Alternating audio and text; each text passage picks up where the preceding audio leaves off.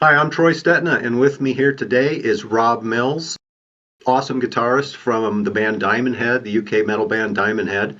And Rob has obviously a great technique that he honed over a number of years, and a big part of that, I understand, was using the materials of Speed Mechanics for lead guitar. And so we have a bit of news here. Number one, Rob is doing intensive one-on-one coaching with that material, with the Speed Mechanics for lead guitar materials. So anybody out there who's familiar with these materials, maybe you've gotten some improvement, but you haven't gotten where you really want to be with it. You haven't fully applied it, because it happens. People, they start, they see something, and then, man, after a little while, life happens and you get distracted.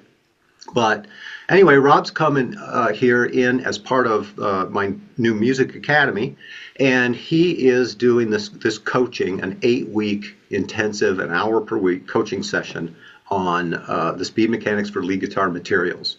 So that's one piece of news, and then the other piece of news is that we have 10 discounted slots, and some of them are filled up already, but we still have a couple left. So if you act pretty soon, you're going to be able to get in and get this course and really dig into guitar and perfect what you want to perfect with Rob's help at a discount. So welcome, Rob. Thank you, Troy. Yeah, I mean, like you say, some of those places have gone already. We've got like Mark Cybras from the USA. He actually had his first session last night, and after 1 hour, he messaged me about 10 minutes after and said, "Thanks a lot, Rob. I've just really learned loads, even in just that first hour." So that was pretty amazing. We've got Will, who's from Australia. He's actually, from England originally, but he's living in Australia now in Melbourne. Tennis coach, I think he said he was. We've got Benjamin from New Jersey, and we've got a guy called Morgan from China. Apparently, I'm not sure of his nationality yet, but he's living in China anyway. So yeah, I mean, it's great that we've already had 4 people sign up, in just about a week, really. Yeah, it's really exciting for me because, as you know, I got in touch with you, and I was already doing the coaching program with some other guys, and this stuff works. It's working, and like you say, it's mainly those people that perhaps already have gotten the book and gone through it. I mean, the time that I got it, I was literally, I think I just left school, and like your parents are going, "Go and get a job," and I was going, "I don't want to get a job. I want to be a rock star. I want to be in a rock band." So I would after I left school, I was literally, I was sitting in my bedroom for like hours a day. So that was obviously, that was something, right? To have that time to practice. So I managed to do it on my own. But if you haven't got hours upon hours a day, you can still get it done. Maybe an hour a day is good. 1 to 2 hours a day can get you there. Like if you have the coaching, right? I've been through that whole process, and I get down to the nitty gritty, and I really sort of like drill down on the finer points and get straight to the point, right? Whereas you could be looking at it and you can't quite get it. Who are you going to call? It's like, Yeah, I see that happen a lot. People will, you have the materials and you have some idea, but as people get into it, there always comes up to be questions. Should I, am I doing this right? Should I alter? What about the pressure? What about the angle? And should I push into harder speeds? And then, you can listen to that and you can like say, no, where you are relative to where you need to be, try this.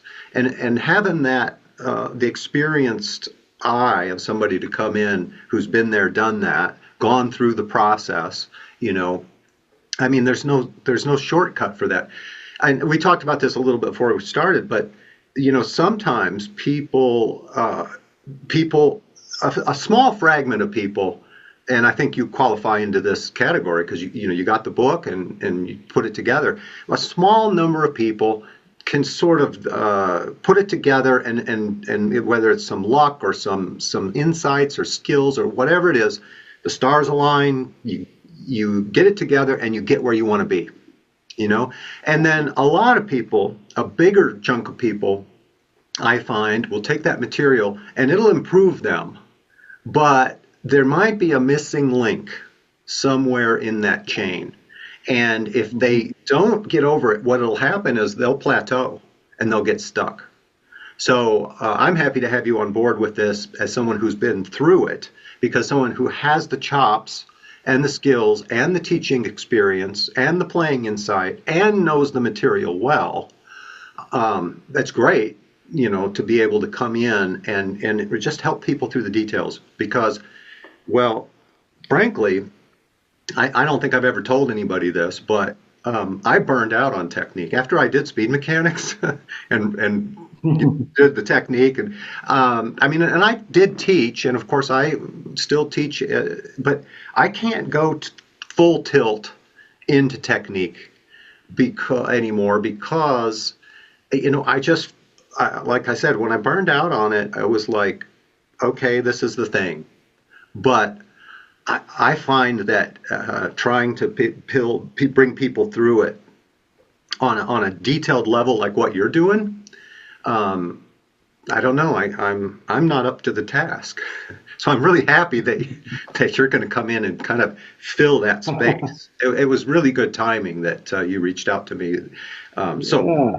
it's awesome, and I am really happy because as I put this new music academy together, we need that space of someone who's going to be able to come in and literally help people through those little break points. I call them. There's like a chain. Your technique and your building is kind of like a chain, and when somebody reaches a point where they don't know which way to turn, a lot of times that's their stall point. And if they stall, then they don't have the enthusiasm of improving their skills to keep them going. I mean, because honestly, anybody, and I'm sure you experienced this too, when you're playing and you're actually seeing yourself get better, and it's fast enough, at the end of the practice, you're actually doing things that you better than you did at the beginning, and at the end of the week, you're doing things that really propels you, right? There's no better feeling than that, than sort of like it becomes almost like self-sustaining, more-ish. You just want to do it more and more because you keep seeing these results, and you're like, wow, where can I get to? Where can I go with this? Yeah, I wrote in the new book I had written, if you think that playing guitar is fun now, just wait till your technique irons out. The better you get, the more fun it is. And so, but what happens is people get stalled, and it's a combination of things. It might just be lacking the right insight, or you might know the insights, but you might not apply the right one in the right way at the right time. And that could create a stall. And then that can cause another problem because now you don't have the level of motivation, maybe. And then, of course, there's another reason. Life happens. Sometimes sometimes you get derailed, And I can't tell you how many times I've heard people say, yeah, I used this book, 20 years ago. And it helped me a lot. And then I set the guitar down and I haven't played.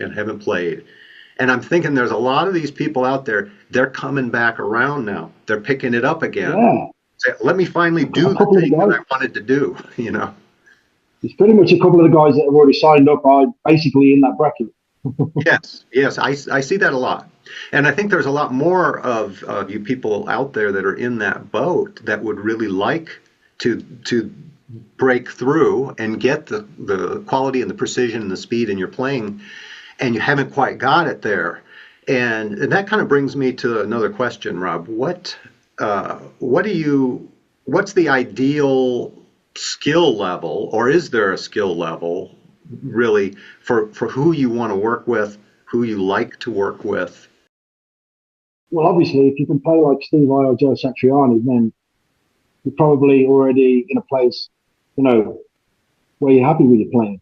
But if anyone that's not either really unhappy or there's a couple of little things missing, so you could say beginner, intermediate, you could use those words. But if there's just something that's not quite happening with your playing, then this is going to help you. So that could mean it could be a lot of different guitarists that have gotten to,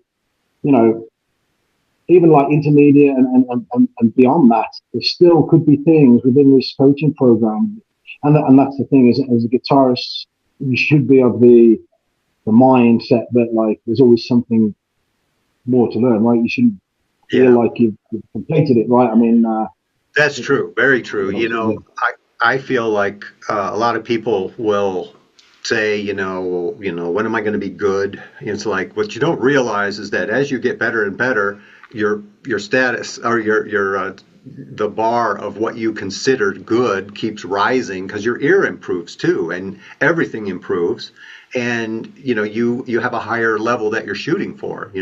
So there's no end to how good you can get, but the principles in speed mechanics, you can keep applying those and keep ironing them out. But you have to get on the train first. yeah. And if someone comes on the coaching program and it seems like they've got like a lot of things sorted out, and we're going through it, and they're going through the exercise, and they're saying, "Well, I already know this," or whatever. Which could be some players that are quite advanced. I mean, I still believe that personally. I have like a wealth of information to go. Okay, then what about this?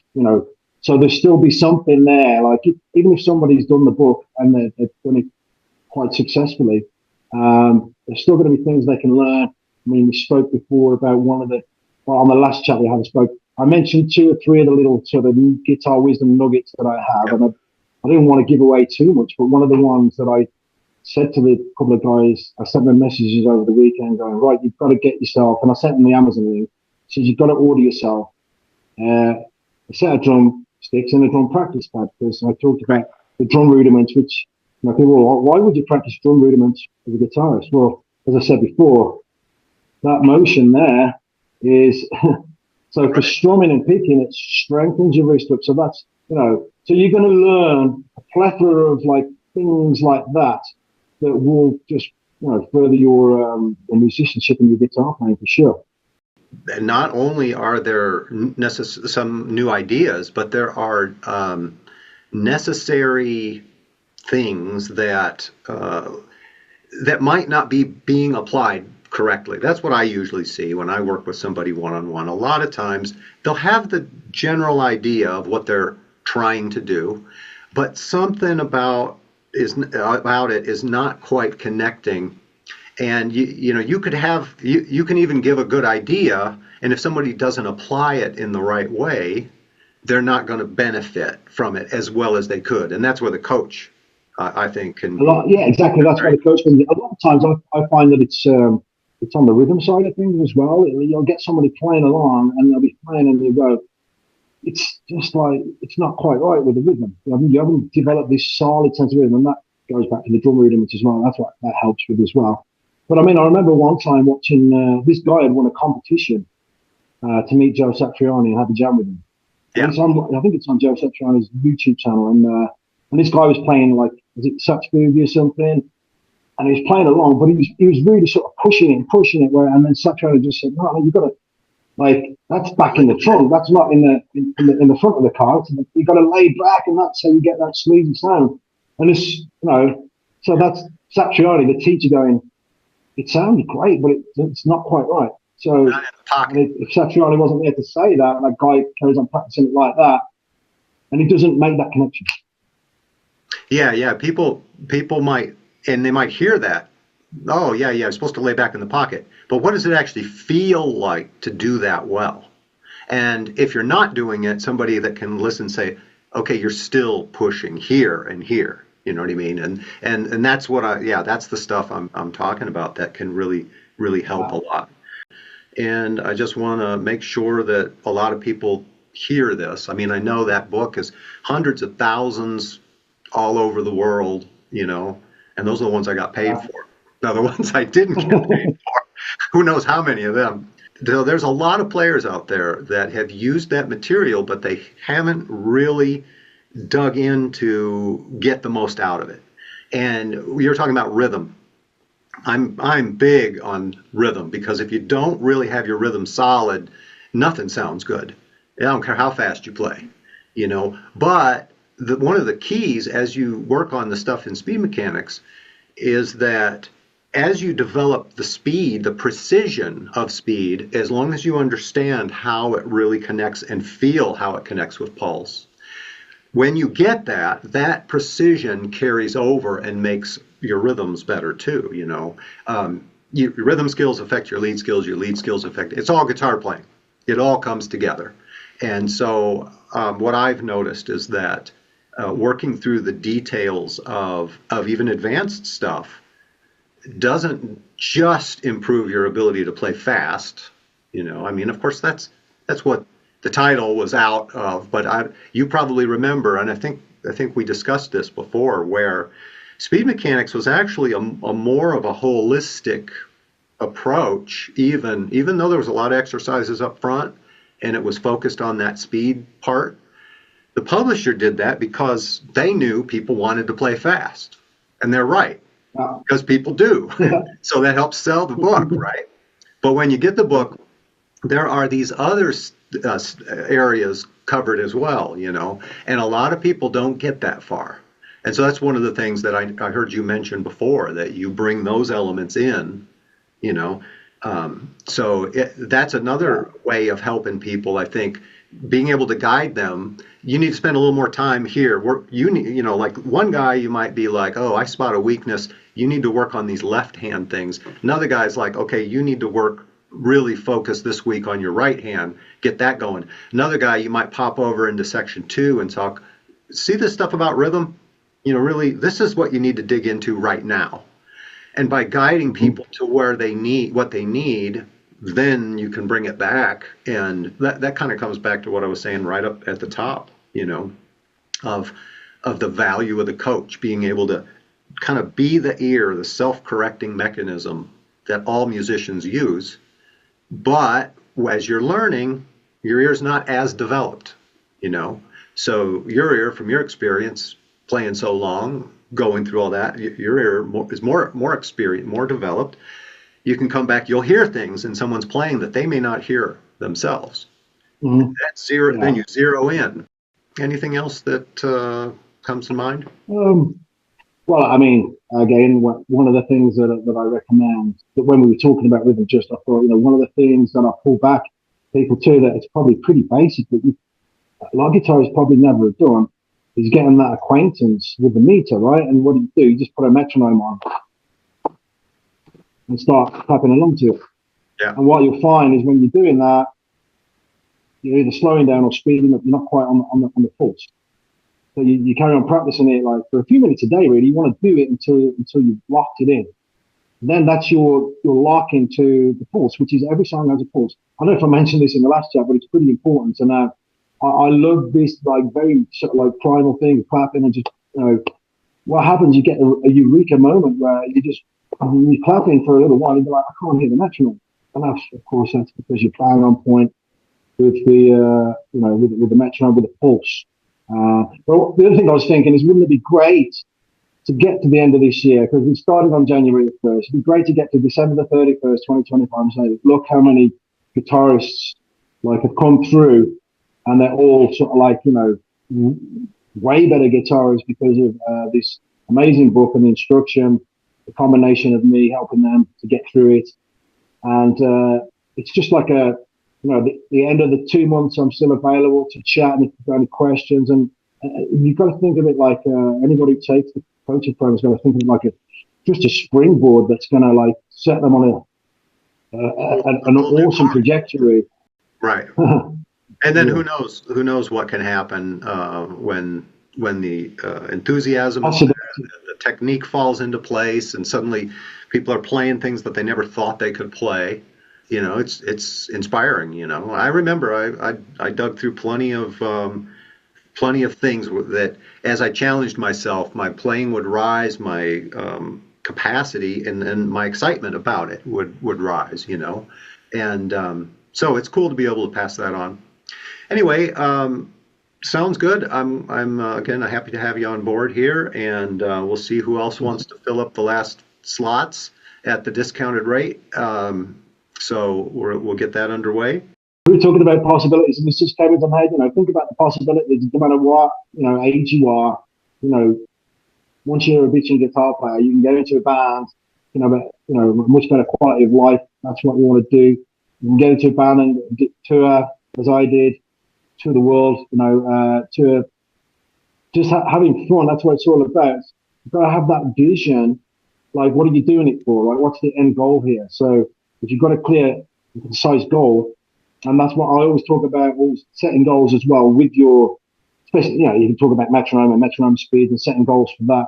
But setting goals like, learning, like if you wanted to learn like Flight of the Bumblebee, it's in there. You go, right, okay, like what are we on today? 10th of January, 30th of January, 1st of March, I'm going to learn that. So you give yourself something realistic Yeah. and you just go at it bit by bit. Chunking down is another thing that I like to teach the students is don't look at this thing as a whole piece. Just take it a little chunk at a time Yep. and then put it together.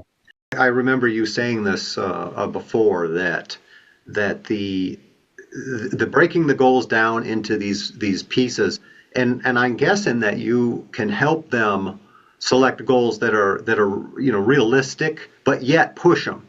So, because people need a little push, but they also, if you set a super big high goal that is unattainable, it might be better to pull it down and say, okay, in this week we're going to do this, and this week we're going to do that. Sounds like your part of what you do then is help people pick good goals. I don't know if realistic or unrealistic is the best way to say it, but good goals, attainable, measurable, and sequential. Goal setting as well. It's just one of those things that you evolve as you go along. If you start setting goals for yourself, you start to get an idea of what your capabilities are, and then you sort of dial it in, so to speak. So you'd be like, okay, I tried that piece before and I didn't get to the goal. Let's say you didn't get to a goal on one of them. So you go, okay, next time I'm going to extend it a bit further. And you find that right sort of like area. And then you start dialing it in this way because you get more and more confident that you're hitting your goals. But yeah, setting goals is a really important aspect of it because if you set goals, kind of know where you're going. If you don't, then you just like, you've not got any, you've got some direction, but not as much as you look for. A lot of people need structure, need a little more structure.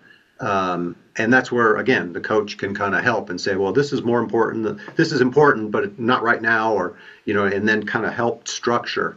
And that structure might even shift from one week to the next, don't you think? I mean, as you work with somebody, have you seen that happen?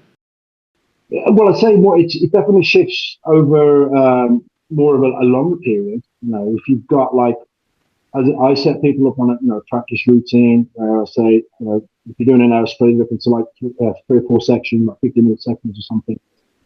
And to get consistency, you need to kind of do the same things over maybe a period of weeks, and then it's going to start to, because once you've like after 4 or 5 weeks you've got this exercise, then you might go into a harder version of that exercise or just something more challenging in itself. Yeah, so I tend to find it's better to have that longer range, on the development of the goals.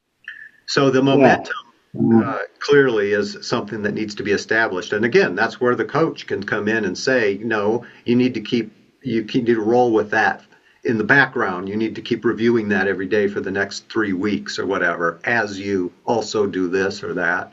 And taking notes and writing things down. I used to be quite sort of, compulsive about that, practicing in my room. If there's something, I said this to Mark last night, if there was something that I wanted to remember, I can't remember exactly what it was, and I said to him in terms of what he needed to remember, it was like, just write it down and stick it on the wall with glue tag, and then you're always going to be seeing it. Right. Obviously, you don't have to have it there for life, but you might have it there for like a month or something like that, and then it's in your brain, so if you the more it's one of them, and it's the old saying, the more you put into it, the more you get out of it. So if you fully immerse yourself in what you're doing, you become it, don't you? That's right. Yeah, and of course, the fact that you're in, once somebody has made the commitment to say, hey, I'm going to dive into this for 8 weeks, part of the magic of this, I suspect, is the fact that they are making that commitment. They're going to plow through and apply themselves diligently and in a big way for 8 weeks. That's probably not something that most people would do without the coach and without the signing up for the program. So if somebody came along and said, okay, no, I think I'm going to do this on my own. Well, how much are you going to push yourself in 8 weeks and without that insight versus with the help of somebody who's been there, done that, and has a much broader perspective from experience, well, there's no comparison. They're going to be a light year ahead of where they would be if they didn't sign up. I mean, that's a no-brainer. It's just I was going to say, it's the inspiration as well of like, seeing, what you want to do sort of done in front of you. I mean, one of my most amazing memories was when I was having guitar lessons from this guy was like a teacher at my school, and I had some like lessons after school with him, like paid for lessons. And this guy was a session musician in the 70s. He was like a blues player, and he would just reel these licks up, and I just like giggling in the room because I couldn't contain my amazement at what he was doing. So that's what you get from a teacher as well. Is that like they're in front of you doing what you want to do, and you get vibe, and you're like, wow, these are the possibilities. That enthusiasm, and it's communicative, because if you're enthusiastic about it is what it is, and the player is also enthusiastic about what's happening and where they're going, it just brings them up a whole level, and then practice becomes effortless. You don't have to say discipline. You don't have to do the Steve Vai. I'm gonna sit down and play for 12 hours because most of us can't. But the good news is that the way muscle memory works is an hour or two a day is enough. Is in fact the lion's share. The people that study the development of muscle memory tell us from studies that the most improvement in skills, physical skills, including guitar playing, will come in the first hour or two. After about 4 hours, you might get a little better, but it's incremental, tiny improvements. That first 2 hours is really the core of it. And so if somebody's going to dive in for an 8-week course, they could be, if they're doing an hour to two a day, I think they're going to get some really good results. So anyway, definitely. Thank you for and looking forward to filling up that roster, the openings that you have, and seeing what these players can do. Maybe we can have some before and after. That would be cool. Yeah, it would be. Yeah, definitely. Yeah, I'll have to get them to send me some videos of what they're doing now, and then maybe when they're into the course, and let's see what the improvement like there. A couple of guys did that from the early ones, so yeah, that's a great idea. Cool. I'd love to see that. All right, Rob. Well, take it easy. Have a good day, and I'll get this up. Awesome. Thanks, Troy. Take care. Thank you. Bye-bye.